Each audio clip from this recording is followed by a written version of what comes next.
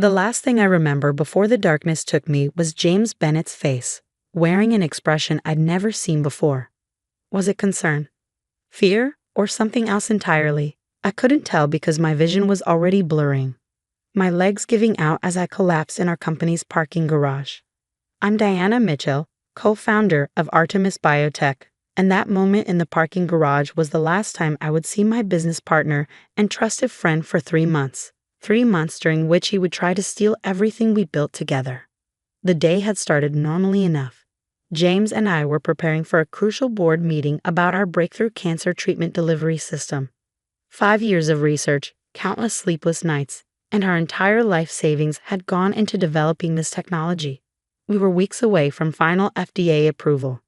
The Morgan Group is getting nervous, James had said during our morning coffee ritual. They think the approval process is taking too long. They knew the timeline when they invested, I replied, reviewing our presentation materials.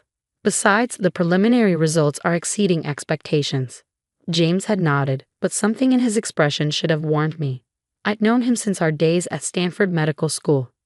He was brilliant but always impatient, always looking for shortcuts. What if we explored other options? He suggested. Maybe sell to one of the major pharmaceuticals before approval, and let them control the distribution. I shook my head. That's not why we started this company. We want this treatment to be accessible, not locked behind corporate profits. He'd gone quiet then, that familiar crease between his eyebrows that appeared when he was plotting something. But I was too focused on our upcoming presentation to notice. The headache started around noon. By 2, my vision was blurring. By 4, as I walked to my car to get my backup presentation materials, everything went black. I woke up 3 months later in the intensive care unit at Seattle General, a rare brain aneurysm, they told me. I'd been in a coma for 12 weeks. But as I lay there, trying to piece together what had happened, something felt wrong. Your business partner visited a few times, the nurse mentioned casually. In the beginning, said you've been under a lot of stress with the company.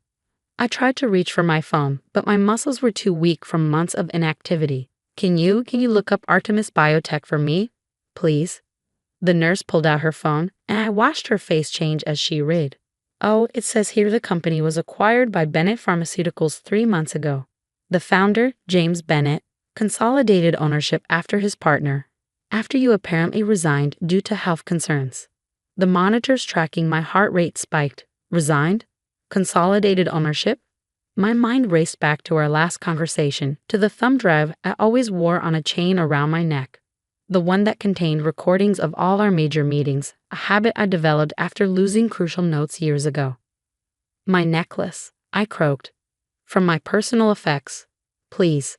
The nurse found it in the hospital safe, along with my other belongings. With shaking hands, I clutched the small drive.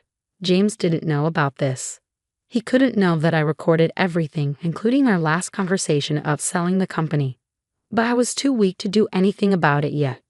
The doctors said I needed at least 2 more weeks of recovery before they'd release me. 2 weeks during which I had to pretend to be more incapacitated than I was, because I knew James would be watching. I was right. He visited the next day, all concerned smiles and gentle condolences. Diana, thank God you're awake, he said, sitting beside my bed. We were all so worried. I feigned greater weakness than I felt, keeping my eyes half closed. The company, what happened? Don't worry about that now, he soothed. Focus on getting better. I had to make some hard decisions while you were unavailable. But it was all for the best. Through my half-closed eyes, I saw that expression again, the one from the parking garage. Now I recognized it, calculation. The treatment, I whispered, is being developed on schedule, he assured me. Under proper corporate oversight now, Bennett Pharmaceuticals has the resources to bring it to market efficiently. Translation. They would control the pricing, the distribution, everything we have fought to prevent. You should rest, he said, standing.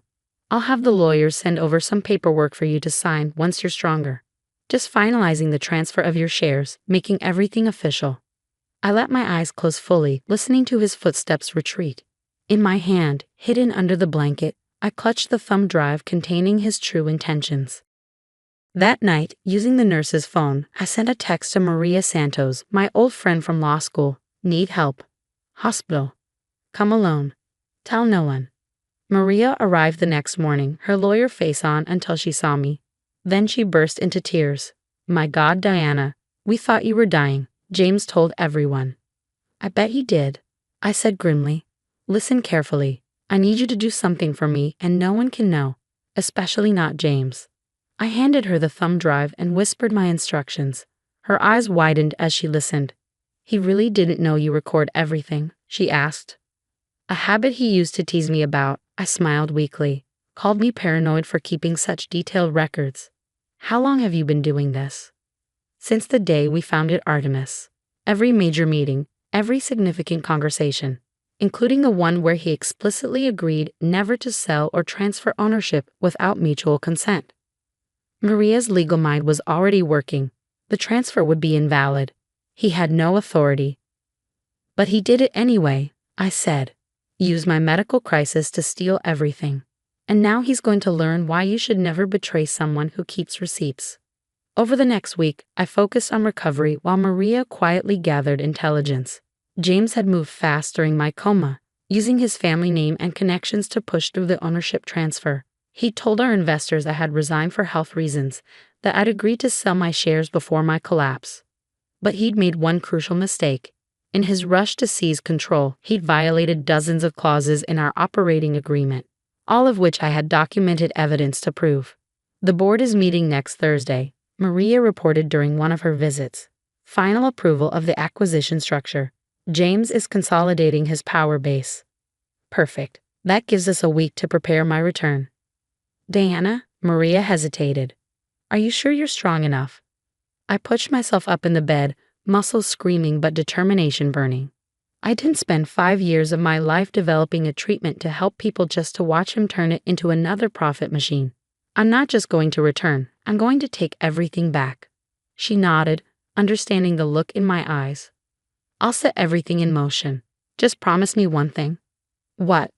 "When you walk into that boardroom, make sure I'm there to see his face." I smiled, feeling stronger by the minute. "Oh, don't worry. Everyone's going to want to see his face when he realizes what I've got on that thumb drive." James had no idea what was coming.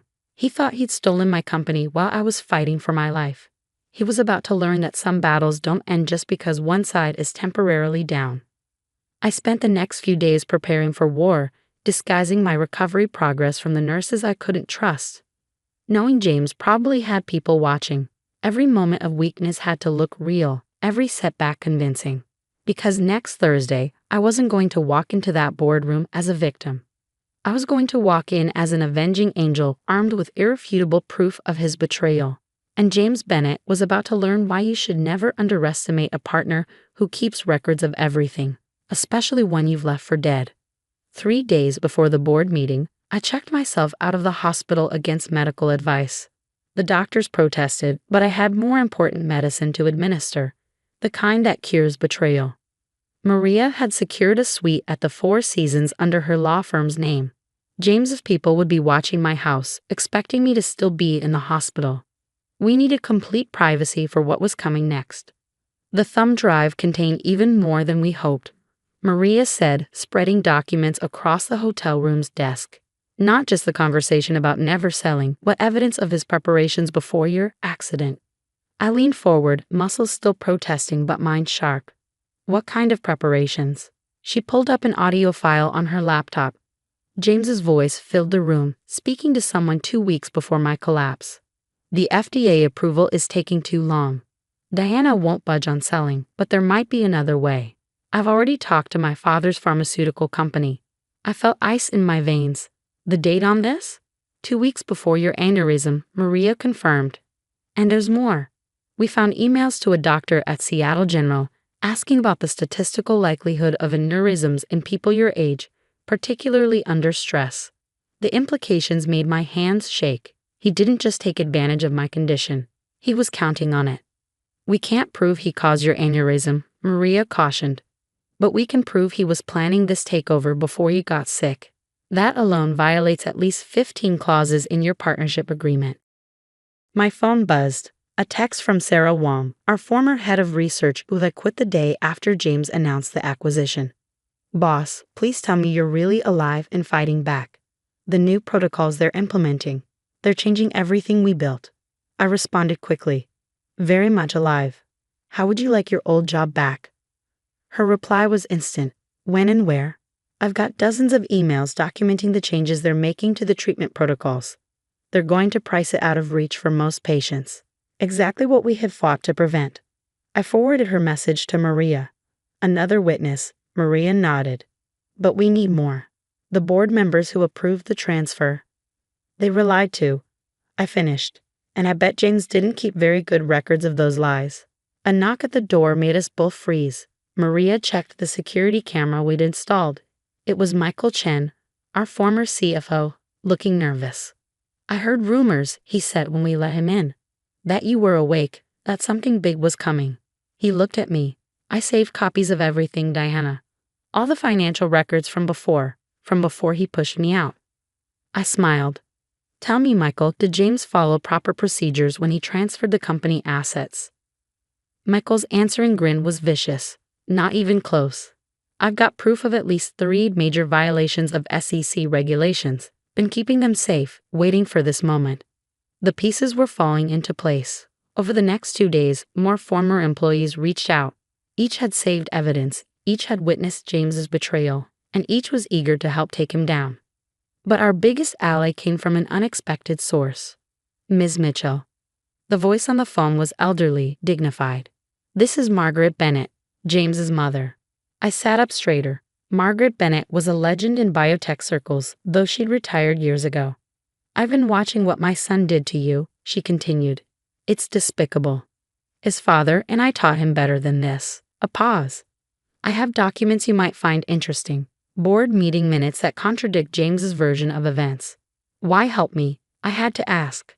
Because I believe in what you and James originally set out to do, she replied. Making treatments accessible, not just profitable. He's lost his way. Perhaps it's time for a reminder of what matters. The morning before the board meeting, I stood in front of the mirror in my hotel suite, practicing standing without showing weakness. My body was still recovering, but I couldn't let them see that. Maria burst in, waving her phone. You need to see this. James just sent a press release to the major news outlets. He's announcing Bennett Pharmaceuticals' complete acquisition of Artemis Biotech, claiming you've signed off on everything. Perfect, I smiled. He's just made this much easier. How? Because announcing an acquisition based on fraudulent documents, that's not just a contract violation, that's securities fraud. We spent the final hours preparing everything. Every document, every recording, every piece of evidence carefully organized. The thumb drive's contents backed up in multiple secure locations. At 6 p.m., my phone buzzed with a text from James himself. Heard you checked out of the hospital. Hope you're feeling better. The paperwork for your share transfer is ready whenever you're up for it. I showed Maria the message. Should I respond? She grinned. No need. He'll be seeing you soon enough. That night, I could barely sleep, my mind racing with what was to come. I remembered all the late nights James and I had spent in the lab, dreaming of how our treatment would help people. How had he gone from that idealistic researcher to someone who would betray everything we built? At dawn, I received another unexpected call, this time from Robert Morgan of the Morgan Group, our biggest investor. Just wanted you to know, he said without preamble, we never believed you'd voluntarily walk away. We've been waiting, watching. Tomorrow's board meeting should be interesting. I smiled. You have no idea. Maria arrived early, carrying a garment bag. If we're going to war, we're doing it in style. Inside was a perfectly tailored black suit that made me look less like a recovering patient and more like an avenging CEO. My phone kept buzzing with messages from other employees, investors, even competitors who had heard rumors of my return. Each one added another piece to the puzzle of James's betrayal, another witness to his lies. At 8 a.m., Maria's associate confirmed that James had arrived at the office, looking confident and relaxed as he prepared for what he thought would be a routine board meeting. He just sent out the agenda, the associate reported. First item: finalizing the acquisition and your removal from all corporate documents. I checked my appearance one final time. The woman in the mirror looked powerful, unstoppable. No trace of the hospital patient remained. Ready? Maria asked, holding up the thumb drive that would destroy James's carefully constructed house of lies. I took it, feeling its weight, not just physical, but moral. This small piece of technology contained not just recordings, but the truth about betrayal, about corruption, about the difference between power and right. "The car's waiting," Maria said. "Everyone's in position." I nodded, thinking of James sitting in that boardroom, probably rehearsing how he would announce my official removal from the company we had built together. He had no idea what was coming. "Let's go," I said, stepping toward the door. "It's time to remind James why you should never betray someone who keeps receipts." The drive to Artemis Biotech's headquarters felt surreal. Every familiar landmark brought back memories of building this company, of the dreams we'd had, of the trust James had shattered. But I wasn't going there to reminisce. I was going there to take back what was mine. The elevator ride to the 12th floor of Artemis Biotech felt like ascending to destiny. Standing beside me, Maria clutched her briefcase containing enough evidence to destroy James's carefully constructed lies. Behind us, Sarah Wong and Michael Chen waited silently, each carrying their own documented proof of James's betrayal. "He's just started the meeting," Maria's associate texted, announcing the final phase of the acquisition. Perfect timing. The boardroom doors were closed, but through the glass walls I could see James standing at the head of the table, gesturing confidently as he presented his version of events. The board members sat around the massive oak table, some nodding, others looking uncertain. "Ready?" Maria whispered. I straightened my jacket, feeling the thumb drive hanging from its chain around my neck. "Oh yes." I pushed open the doors. The reaction was immediate. James's voice cut off mid-sentence. His face, previously animated with fake sincerity, froze in an expression I'll never forget. Pure, unadulterated shock melting into fear. "Deanna," he stammered, "you're supposed to be in a coma? Dead, or just conveniently absent while you steal my company?" My voice carried clearly across the suddenly silent room. "Sorry to disappoint, James."